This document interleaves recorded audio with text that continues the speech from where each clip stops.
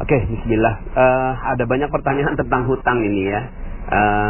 Sepertinya memang Anda mesti mengikuti beberapa audio-audio saya sebelumnya dan ya coba di kubek-kubek lagi channel Telegramnya. Jadi begini, hutang ini ya sesuai dengan ilmu yang barusan saya bagikan, yaitu the law of projection ya, bahwa kehidupan kita itu sesuai dengan apa yang kita pikirkan. Sama dengan sebuah proyektor ya, kalau ada proyektor, ada laptop, kemudian ada layar, maka isi dari layar itu sesuai persis sama dengan laptop ya. Jadi tidak mungkin ada laptop tampilannya A di layar laptop, kemudian di layar infocusnya atau di layar proyektornya B. Tidak mungkin, pasti sama. Kalau di laptop A, di layar A, gitu ya. Nah, begitu juga hukum ini berlaku dan terjadi pada kehidupan kita, bahwa kita punya yang namanya laptop. Laptop itu adalah pikiran kita, kemudian proyektornya adalah akal kita. Akal kita itu terus memproyeksikan, dia berfrekuensi 60.000 pikiran setiap hari. Tuing, tuing, tuing, tuing, tuing, tuing terus gitu ya. Sadar nggak sadar, suka nggak suka, mau nggak mau, tetap dia berfrekuensi. Anda tidur, Anda terjaga, Anda berbaring, Anda duduk, terus dia berpikir, terus dia berfrekuensi ya. Dan setiap kata adalah energi, setiap pikiran adalah energi, dan energi tidak bisa dihancurkan ya. Nah, itulah yang tercipta ketika dia terproyeksikan melalui akal kita, maka dia terproyeksi melalui nasib kita ya. Nah, nasib itulah layar ya.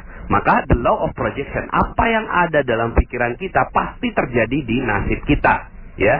Ketika kita berpikir bahwa aduh jalanannya macet, maka pikiran kita macet, akal kita memproyeksikan macet. Akhirnya yang terjadi adalah kita sedang berdoa, ya Allah macetkan hidupku, macetkan rezekiku, macetkan kebahagiaanku, macetkan keharmonisanku. Akhirnya layar kita ya, yaitu nasib kita, jadinya semua macet.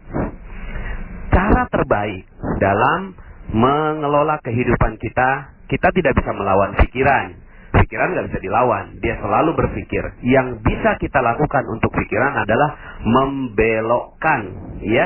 Bagaimana membelokkan? Ya kalau macet kita bilang wow penuh gitu ya, karena memang realitanya penuh. Kita tidak melawan realita, tapi kita mengikuti realitanya, coba kita ganti dengan bahasa yang jauh lebih positif. Ketika kita bilang, wah penuh jalanannya ya, ketika istri kita nanya, gimana Pak? Gitu kan, gimana Bi? Gimana ya jalanannya? Oh iya jalanannya penuh. Nah kita sekarang sedang apa? Sedang memproyeksikan penuh, sehingga akhirnya layar kita, layar kehidupan kita, nasib kita akhirnya jadi penuh ya. Nah penuhnya apa ya? Penuhnya rezekinya, penuh keharmonisannya, penuh kebahagiaannya. Dan kalau seandainya Anda lakukan itu, jalanannya jadi penuh, hati Anda jadi lega, tenang, Anda tidak akan pernah bisa mengeluh, Anda jadi gampang bersyukur gitu ya. Nah sehingga akhirnya hanya dengan men-switch fokus Anda, men-switch bahasa Anda, men-switch energi Anda, sama seperti laptop. Kalau Anda misalnya layarnya gambarnya A, terus kemudian kalau di PowerPoint itu kan tinggal pencet spasi ya.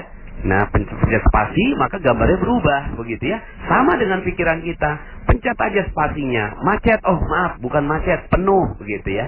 Nah, sekarang saya mau bicara tentang hutang ya. Nah, hutang, Anda mengerti tentang ilmu ini, hutang Anda langsung lunas dalam sekejap. Dalam sedetik lunas hutang Anda. Gimana? Waktu itu ada seorang yang datang pada saya, Pak Nas, hidup saya hancur. Wow, bagus saya bilang gitu ya. Kok bagus Pak Nas? Ya hidup saya hancur nih. Ya udah, coba cerita.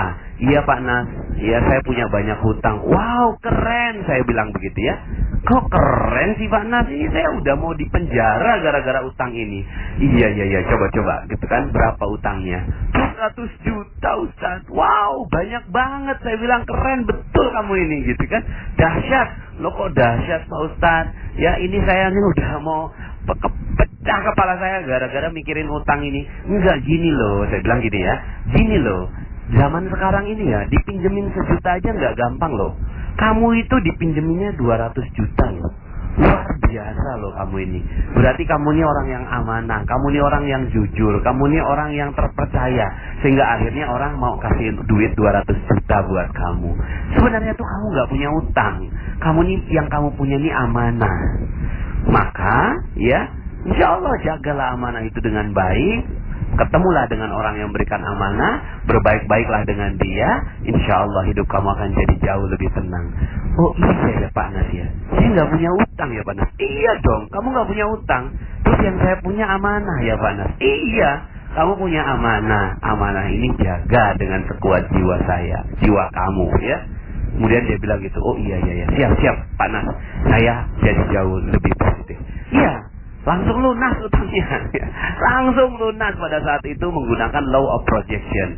Kenapa? Karena di pikirannya, di laptopnya itu dia utang terproyeksikan, sehingga akhirnya apa yang terjadi? Nasibnya jadinya utang terus. Saya yakin orang yang seperti ini sampai kapanpun, sampai dia meninggal dunia, utangnya nggak akan pernah lunas. Tapi kalau dia switch menjadi amanah, maka amanah akan datang bertubi-tubi pada dirinya. Ya, amanah akan datang bertubi-tubi. Sekarang ini amanahnya 200 juta, mungkin itu untuk modal toko, ya. Lalu kemudian setelah itu amanah datang berupa konsumen yang loyal. Kemudian karyawan yang jujur, gitu kan, kemudian supplier yang baik hati meminjamkan barang dan seterusnya. Jadi amanah datang bertubi-tubi.